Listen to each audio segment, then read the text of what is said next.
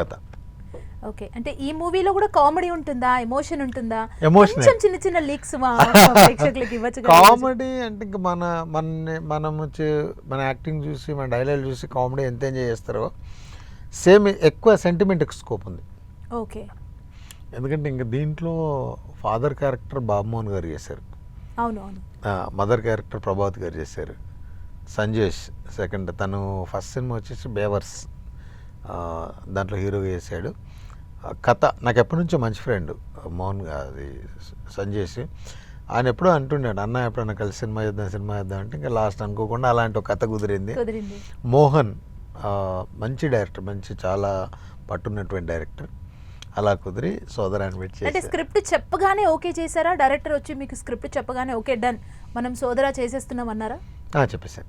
ఒక 2 సిట్టింగ్లు అయిపోయింది. సిట్టింగ్స్ లో మొత్తం క్లోజ్ చేశారు సోదరన్ అంటే. సో కథలో మంచి దమ్ము అని మాత్రం అర్థమవుతుంది.